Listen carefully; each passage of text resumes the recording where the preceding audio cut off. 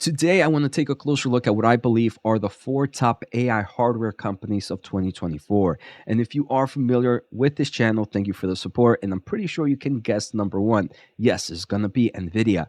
Number two and number three are also ones that I talk about in this channel a lot. One is your favorite semiconductor company, but I do believe the order which I'm going to present them is going to shock you. The last company is going to be one that we talked about here and there in this channel, but I don't believe many are going to guess. So let's take a closer look in today's episode. I want to thank the Motley Fool for sponsoring this video, and check out fool.com/Jose for the 10 best stocks to buy now. With that link, you get a promotional offer for their subscription service. Now, let's continue with today's episode. So the first one is obviously going to be Nvidia.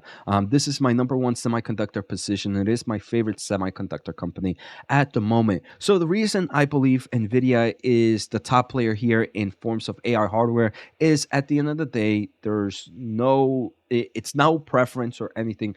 Nvidia makes the most money out of AI solutions in forms of AI hardware. They have the AI infrastructures to build out AI supercomputers. They have their AI platform and software, and they also have AI models and services. And a big bulk of that money right now is coming from hardware side.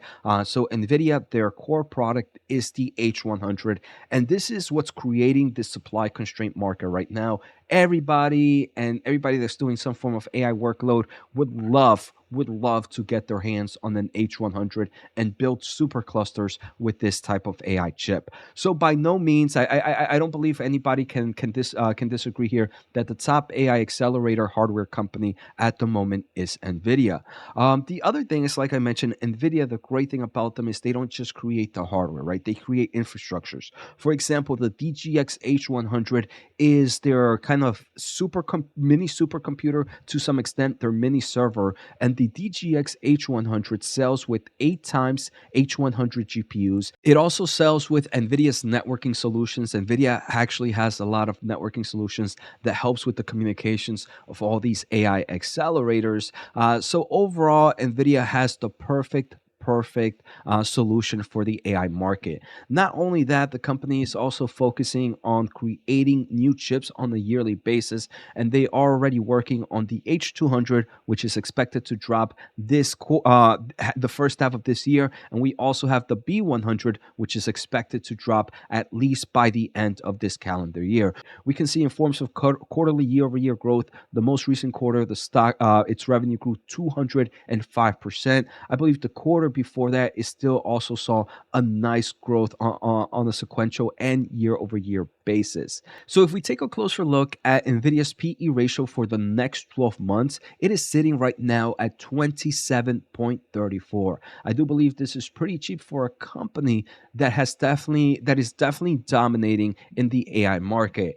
And while these PE ratios are true, obviously they can be either there could be more growth opportunity or risk from this, right? The growth opportunity is maybe analysts are still underestimating the true power potential of Nvidia. If we take a closer look at the risk, though, the big risk is that maybe analysts are overestimating the AI demand. But where things are right now, and obviously things can change, it does seem like the AI market is here to stay.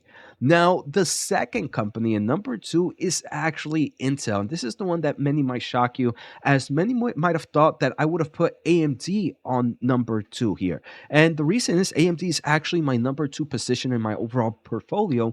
And I do not own Intel. So you might be wondering, hey, Jose, why are you putting Intel over AMD? Well, before I answer that, guys, if you are new here, make sure to hit the thumbs up and make sure to hit the subscribe button. Check out my special offer at fool.com/Jose. All that I just mentioned are great ways to help support the channel, and I truly appreciate it. Now, let me explain why I put Intel as number two. So this is an AI hardware episode, right? I'm not talking about computational other types of workloads. I'm pretty much talking about the AI market. And I do believe when we look at the AI market, Intel does have a CPU, and we'll see in a bit, that beats AMD in AI workloads. They also have AI accelerators, and they also have announced some really big supercomputers with those AI accelerators, something that I believe and AMD hasn't really shown case right now. And like I mentioned, one of the big reasons is Intel makes a nice amount of money from CPU, and their fifth generation Intel Xeon processor and their fourth generation server Xeon processor are the best CPUs for AI. If we actually go back to Nvidia really quick, their DGX H100, which is what everyone is buying right now, guess who Nvidia chose to be the CPU of choice here? The choice was the Intel 8400, and the 8000 series actually is the fourth generation that came out about a year ago. So even Nvidia, who is the top AI king, has chosen Intel's CPU for AI workloads. And I do believe that kind of gives you more of evidence that Intel at the moment does have the best CPU for AI. Maybe not the best CPU for overall computational, for general computation, for cloud computation. But like I mentioned, today's episode is about AI performance and AI accelerator. The second thing is Intel does have they do have accelerators. They're Right now, the accelerator that's doing really well for them is Gaudi 2. And Intel actually is building a supercomputer for a huge AI company. This huge AI company is called Stability AI. If you are in the AI market, if you have kind of worked with generative AI, you know Stability AI is huge. So for a huge AI company like this to create a supercomputer using Intel's Gaudi 2 AI accelerators and Intel Xeon processors, in my opinion, it gives me more evidence that Intel definitely has better AI solutions than maybe its other competitor that I'm going to take a closer look in number three. So for number two, I am going to take a closer look at Intel. The other thing is Intel is expected to release their Gaudi 3, which is their next generation accelerator this year in 2024. So obviously that bodes well for the overall excitement in the AI space. Now, one thing that Intel doesn't have that I do believe AMD has, and we'll talk about it in a bit. Intel Gaudi 2 is not in any big cloud server providers that I know of. Maybe you might have heard it, but from my knowledge, I don't believe Intel Gaudi 2 is in other kind of clouding companies. You can't really kind of rent out this accelerator to some extent. But again, that kind of goes back into maybe Gaudi 2 is not good for typical workloads. It's only good for AI workloads. And again, this is an AI episode.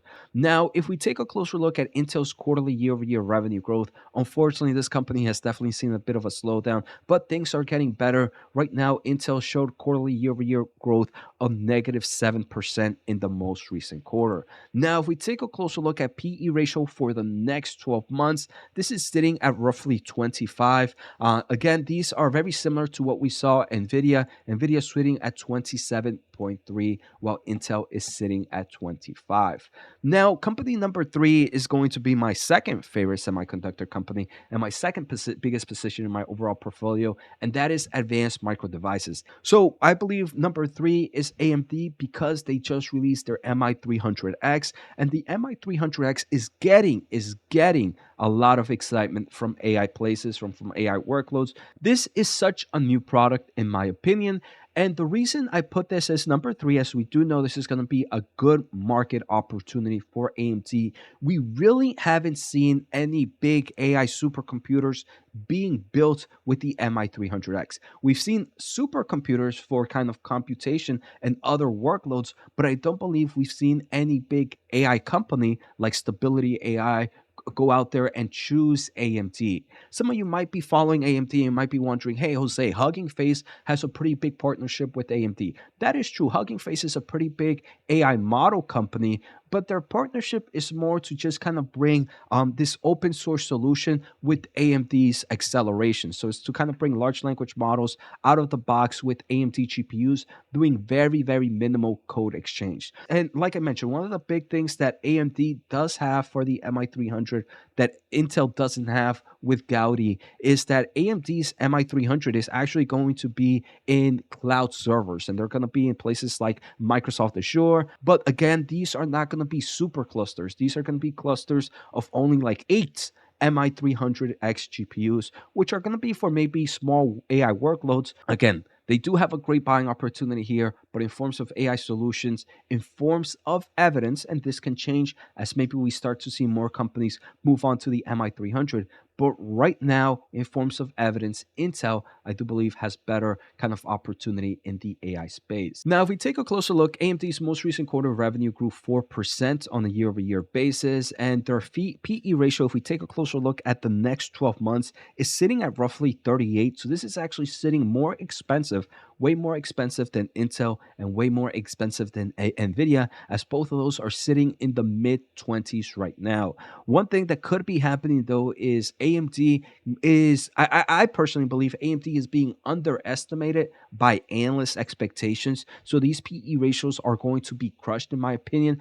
But the question is it going to be high enough to either make it to the valuation that we might be seeing Nvidia and Intel in the upcoming 12 months? Now, company number 4 is one that I barely discussed, and this is Marvell Technology, ticker MRVL. So, for those that are not familiar with Marvell, Marvell is a semiconductor company that provides a lot of they design chips where other networking companies end up using their chips for some form of solutions. And right now, networking is very, very important. To be able to get your data and the data communication between these GPU clusters are overwrite 10,000 GPUs. To be able to send communication at a very fast pace, you need some form of optical communication, and that's where Marvell works at. So NVIDIA and Marvell, we can see, are powering accelerated computing. They do mention, we can see plenty of videos here from Marvell. The future of AI training demands optical interconnects. So these kind of optical solutions are the best way to transfer data between GPUs and all these other types of clusters and AI solutions are rare out there. So in their most recent earnings, they mentioned that in their previous earnings, the earnings before that one, they told us that AI revenue was going to be roughly 200 million quarterly run rate by the end of the year. But since then, they have updated now and they expect their AI revenue in the fourth quarter to come in significantly above their forecast. So they continue to see AI growth overall. And the data center market, in my opinion, is going to continue to need these networking solutions and the AI workloads as well. Now, Marvell's technology definitely has a bit of a weakness. They have other markets like telecommunication, like enterprise that are seeing weakness. So we can see quarterly year-over-year growth is down roughly 7% in their most recent quarter. And if we take a closer look at the next 12 months for Marvell's PE ratio is sitting at roughly 31.42. So it's a little bit cheaper than AMD, but it's a little bit more expensive than Intel and Nvidia. I do believe Marvell does have a very high opportunity to beat estimations, and those actually PE ratios can actually even go lower than what analysts are expecting. So that's going to be stock number 4 for me. For those that are not familiar, I do own Nvidia and AMD. I don't own Intel or Marvell. If I wanted to buy into any of these, it would be very, very small dollar cost averaging, as right now we have definitely been extended with this AI rush. Obviously, things can continue to grow, but I really do like to look at things in forms of risk to reward ratio. And right now, it's telling me it's more of a small dollar cost averaging. And that's just my overall opinion, not advice at all. So I hope you guys enjoyed today's episode. Take care, have a good day, and see you next time.